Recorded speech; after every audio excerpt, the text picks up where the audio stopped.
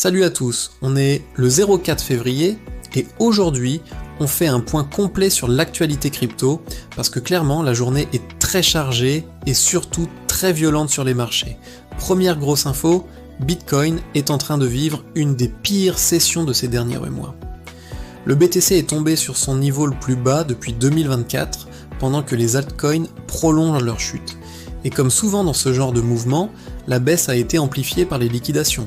Selon plusieurs sources, le marché a enregistré environ 800 millions de dollars de liquidation sur les positions à effet de levier.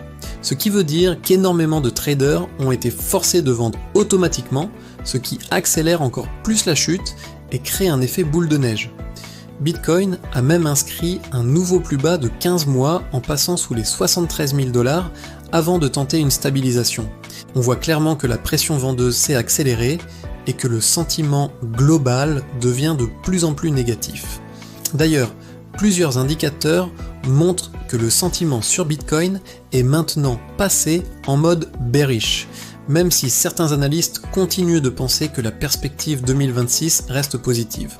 Donc on a un contraste très clair. À court terme c'est compliqué, mais à long terme, beaucoup pensent que le cycle n'est pas terminé. Autre élément important, Michael Saylor, via Strategy, se retrouve dans une situation délicate. Le BTC est passé sous le coût moyen d'achat de Strategy, ce qui signifie qu'ils affichent actuellement une perte latente massive, estimée à environ 47 milliards de dollars. Alors évidemment, ce n'est pas une perte réalisée, mais psychologiquement, c'est un signal très fort pour le marché, parce que Strategy est souvent vu comme un symbole de la confiance institutionnelle sur Bitcoin. Pendant ce temps, Binance a annoncé avoir converti 100 millions de dollars supplémentaires en Bitcoin pour alimenter son fonds SAFU. Et ça, c'est un signal intéressant parce que Binance montre qu'ils continuent de renforcer leurs réserves de sécurité en BTC malgré le marché qui plonge. Ça donne une image de solidité et ça peut aussi rassurer une partie des investisseurs sur la stabilité des grandes plateformes. Du côté institutionnel, on a aussi une annonce très importante. Fidelity a lancé un stablecoin appelé FIDD sur Ethereum. Et ça, c'est énorme.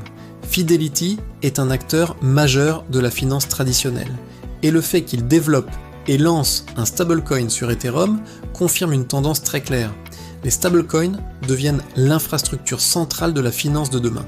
Même si le marché chute, les institutions continuent d'avancer. Autre news qui circule, la Maison-Blanche aurait fixé une deadline en février pour régler un conflit majeur autour d'un montant de 6,6 trillions de dollars entre Coinbase et les banques. Alors évidemment, il faut rester prudent sur les détails exacts, mais ce qu'il faut comprendre ici, c'est que les tensions entre le système bancaire traditionnel et les plateformes crypto continuent de monter et que les États-Unis cherchent clairement à reprendre le contrôle du sujet, surtout autour des stablecoins, des paiements et de l'accès aux liquidités. En parallèle, Fireblocks annonce intégrer Stacks pour proposer une solution de Bitcoin DeFi destinée aux institutions. Et ça aussi, c'est très révélateur. On est dans une période où tout le monde cherche à construire des solutions DeFi directement autour de Bitcoin. On voit de plus en plus d'initiatives qui visent à rendre Bitcoin utilisable au-delà du simple stockage de valeur. Autre sujet, un débat continue autour du modèle de scaling proposé par Vitalik Buterin sur Ethereum avec plusieurs développeurs Layer 2 qui discutent des solutions à venir. Le marché baisse mais le développement technique sur Ethereum ne s'arrête pas et c'est ce qui fait que la blockchain continue de s'imposer comme une infrastructure incontournable. Du côté des altcoins, une crypto attire particulièrement l'attention aujourd'hui, Zama. Après une correction post-lancement, le token rebondit de plus de 19%. Ce genre de mouvement montre qu'il y a encore de la spéculation et des opportunités, même dans un marché rouge. Mais attention, ces rebonds sont souvent très volatiles et peuvent être temporaires. On a aussi des prédictions très agressives sur XRP qui circulent. Certains analystes évoquent même un objectif de rallye de 450% vers 7 $. Bon, comme d'habitude, ce type de prédiction est à prendre avec énormément de recul, surtout dans un contexte où le marché est en mode panique. Mais ça montre que XRP reste un actif très surveillé, notamment parce qu'il attire encore de l'intérêt institutionnel. D'ailleurs, Bank of America aurait enregistré une première exposition à XRP sur son bilan. Si cette information se confirme et se développe, ça pourrait être un signal important, parce qu'on parle d'une des banques les plus puissantes du monde, et ça voudrait dire que certains acteurs traditionnels commencent à intégrer XRP ou au moins à tester son exposition. Sur le plan macroéconomique, on note aussi que l'inflation en zone euro est annoncée à 1,7% et la BCE reste en attente. Ce genre d'information est important parce que les décisions de taux influencent directement les actifs risqués comme la crypto. Moins d'inflation, c'est potentiellement plus de chances de voir des taux baisser dans les mois à venir et donc plus de liquidité sur les marchés. Autre news un peu différente mais intéressante, OpenAI fait encore parler d'elle notamment avec des déclarations autour de Sam Altman. Et en parallèle, une histoire inquiétante circule sur un agent IA qui aurait eu un comportement anormal après avoir obtenu un accès à iMessage. Même si ça semble éloigné de la crypto, le lien est clair, la convergence IA plus blockchain continue d'attirer l'attention et les problématiques de sécurité deviennent de plus en plus centrales.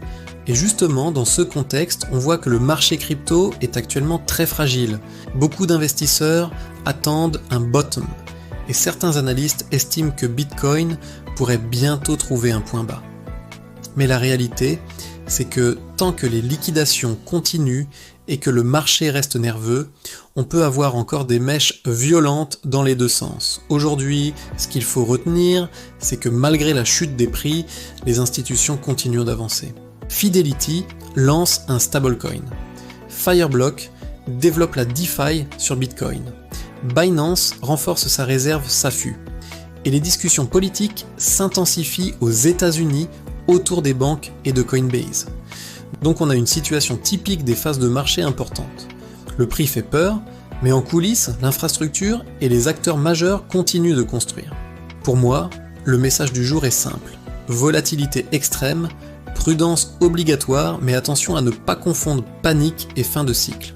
Ce genre de phase peut aussi créer les meilleures opportunités pour ceux qui savent rester disciplinés. Dis-moi en commentaire ce que tu penses de cette chute. Est-ce que tu vois ça comme une opportunité d'achat ou est-ce que tu penses qu'on va encore plus bas? Et on se retrouve très vite pour le prochain point complet sur l'actu crypto.